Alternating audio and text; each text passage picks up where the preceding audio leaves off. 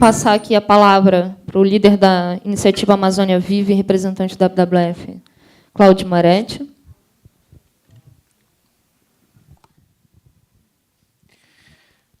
Obrigado, Adriele. Eu queria começar agradecendo o governo do Rio de Janeiro por essa promoção, agradecendo a nossa parceria com a Jornada Mundial da Juventude, os organizadores dessa jornada aqui no Rio de Janeiro, agradecer à comunidade de Manguinhos por nos receber, mas, sobretudo, a vocês que estão ainda aqui aguardando esse debate, participando desse debate. Muito obrigado pela presença de vocês.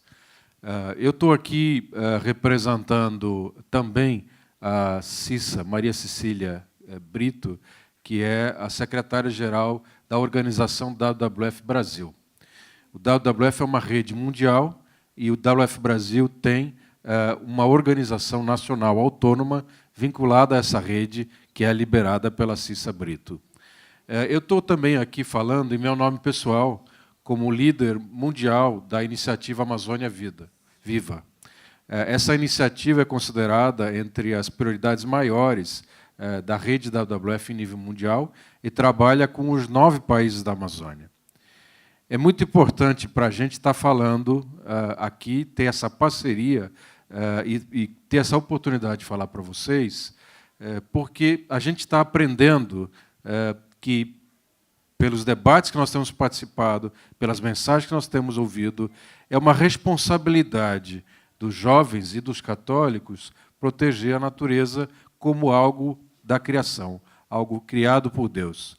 Mas é também interessante ver como tem crescido nesse debate, inclusive nesse debate que nos precedeu nesse evento aqui, a discussão do direito dos jovens.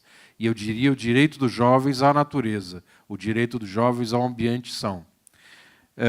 Eu gostaria de falar um pouco sobre a Amazônia, para voltar e chegar, então, na discussão de onde estamos aqui no Rio de Janeiro. Eu não sei se tem alguém aqui que é da Amazônia, se tem alguém que eventualmente conheça a Amazônia. É verdade que, quando a gente fala Amazônia, aqui no Brasil, mas também no exterior, muita gente só associa a Amazônia ao Brasil. Na verdade, a Amazônia é composta de 9 países, 9 diferentes países, inclusive a França, que ainda tem territórios dentro da América do Sul, com a Guiana Francesa. Agora, a Amazônia em si, ela tem uma importância fundamental, porque ela é, no mundo, a região de maior biodiversidade. Ou seja, não existe no mundo uma região natural com tanta quantidade de espécies de animais e vegetais. É claro que a Amazônia é enorme, mas é importante a gente lembrar que ela também tem diferentes ecossistemas. Para quem não conhece, não tem proximidade, a Amazônia não é só aquele rio e uma floresta vizinha.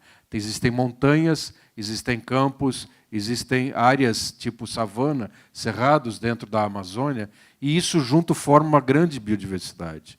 Mas, mais do que isso, existem aí comunidades milenares, e populações que, por centenas de anos ou dezenas de anos, aprenderam a conviver com esse meio e geraram até parte dessa riqueza que lá existe. Mais importante ainda, existe uma dinâmica, uma interação entre a floresta e a atmosfera e o clima que gera, por exemplo, toda a umidade que vai do Atlântico para os Andes.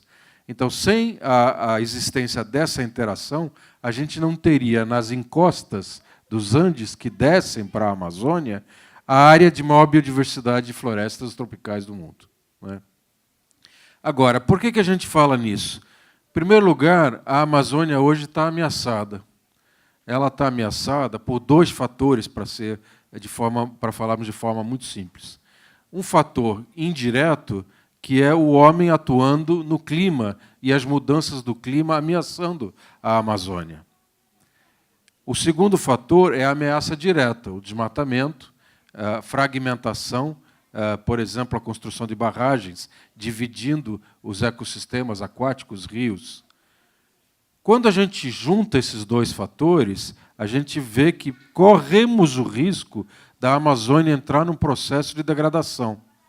E, com isso, ela perder a sua capacidade de nos prover de serviços.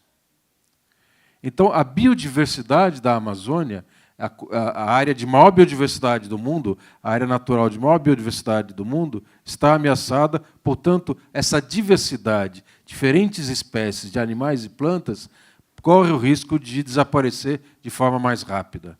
As comunidades que aí vivem, os índios, comunidades ribeirinhas, seringueiros, populações que vivem do extrativismo, populações que vivem de uma agricultura tradicional junto com o extrativismo ou a pesca, populações que se estabeleceram lá, mas que souberam se adaptar e construir uma paz com esse ambiente, elas estão ameaçadas porque o seu ambiente muda ou porque políticas públicas não estão bem adequadas a essa realidade. Essas populações, um caso, por exemplo, muito interessante, é o caso da população ribeirinha na região de Santarém. Uma vez eu estive lá visitando a escola, numa época de chuva. Para a gente chegar na escola, a gente chega de barco, e o barco chega até o pé da escada da escola. Ela é construída numa construção que assemelha a palafita, portanto, ela permite que essa flutuação das águas ocorra. Quando a gente chega na estação da seca, a gente tem que andar centenas de metros por uma área com tábuas para a gente poder ser viável caminhar e não pisar numa lama que a gente afunda. Ocorre que essa diversidade entre um momento o rio está cheio e está baixo é apenas um simples exemplo de uma grande dinâmica da natureza. E a população lá se adapta a isso. Então, uma época do ano pesca, uma outra época do ano ela faz a lavoura. A área que ela faz a lavoura é diferente da área que ela cria alguns animais. Se não reconhecermos isso, como existia nas políticas de regularização fundiária anteriores, nós vamos dar a essa comunidade um pedaço quadrado de terra que não tem nada a ver com essa dinâmica do rio e com essa dinâmica da atividade humana que procura se adequar a essa diversidade da natureza. Pior ainda, se nesse quadrado não tivermos a noção de que ele está sendo afetado pelas mudanças climáticas, os recursos que essa população precisa talvez não vão mais estar disponíveis. Ora, a Amazônia, sofrendo com isso, o que ela pode gerar? Ela pode gerar essa degradação que é profunda e a Amazônia perde a sua função de estabilidade climática.